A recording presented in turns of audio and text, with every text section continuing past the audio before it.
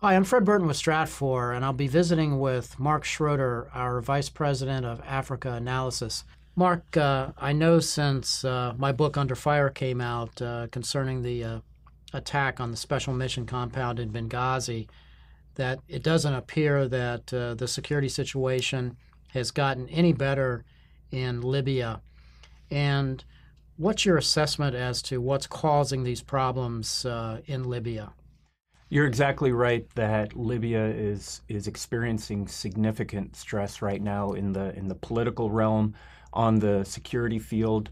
The fight within Libya is widespread and violent. We really have to trace it back to the collapse of the Libyan state as one consequence of the bombing campaign by the NATO alliance.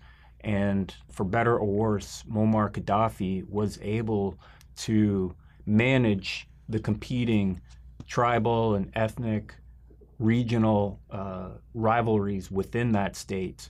And at this point, there is no institution able to keep these competitions in check. And that has consequentially led to this significant and bloody violence we do see. I know we've seen targeted assassinations of intelligence officers. We've also seen brutal murders of missionaries in country, as well as kidnapping. Is there a specific target set that you've seen in looking at some of these horrible acts of terrorism? I mean, is there a unique kind of target set that comes to mind? There is, and we can even take that one step further and see different target sets depending on what part of Libya that we're talking about. In the eastern part of Libya, around the cities such as Benghazi, Derna, Tobruk, and others in that northeastern corner of the country, there has been a very vociferous campaign of assassinations against representatives of the Libyan state, and that includes military officers and soldiers. That includes officers of the judiciary. That includes civilian leaders or members of civil society who have been outspoken against the insecurities of that part of the country. But all in all, it's been a very violent campaign of assassinations against the state. I know the FBI and JSOC went into Tripoli and did the rendition of al-Libi, who was responsible for the East African embassy bombings, which was a very good counterterrorism operation. But the security posture in Tripoli is also challenging, isn't it? Exactly. In Tripoli, we do not see the same degree of assassinations that are being experienced in eastern Libya.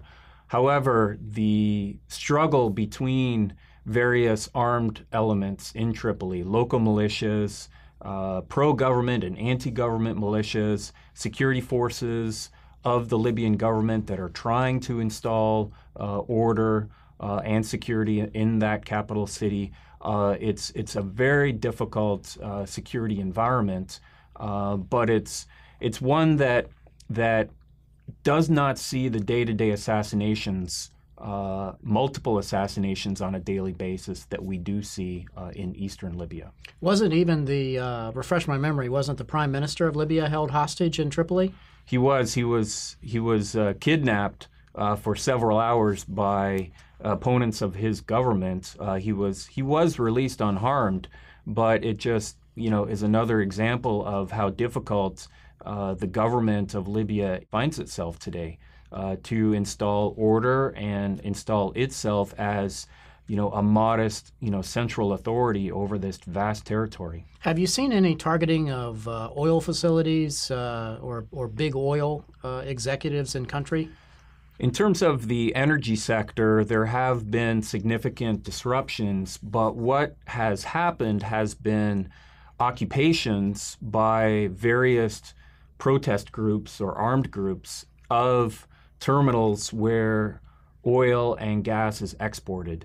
We generally have not seen targeted violence against workers in the energy sector or against production sites or production facilities or pipelines. Generally, we have not seen that violence, but occupations at oil loading facilities has been extensive and has significantly disrupted production.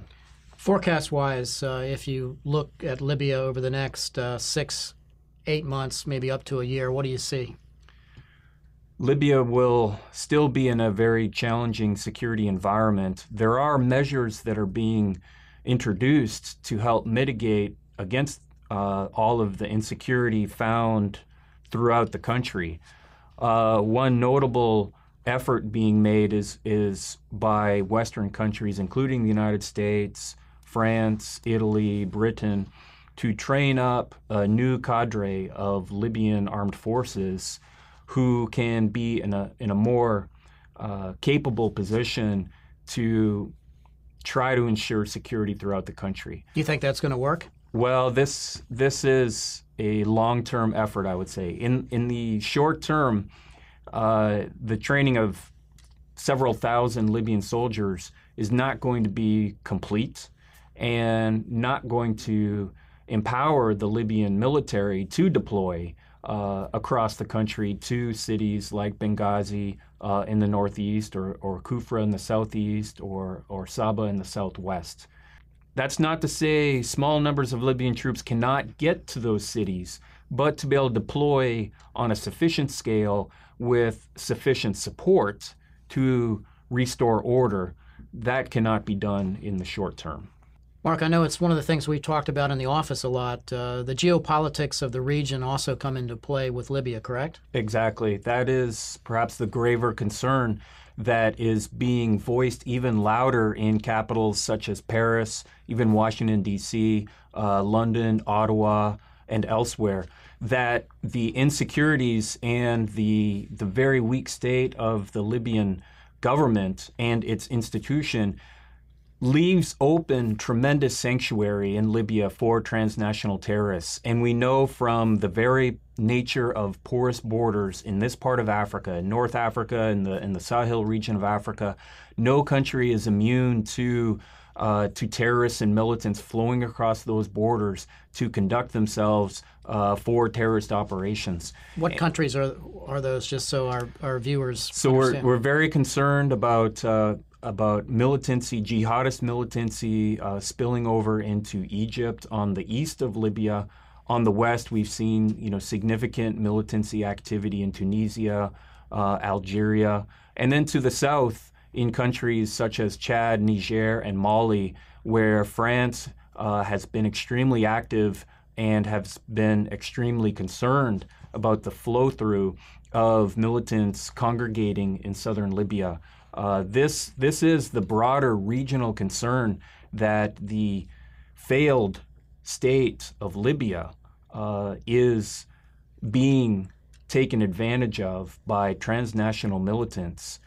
Addressing that transnational concern is the struggle and challenge that is being planned and spoken of in these Western capitals even today.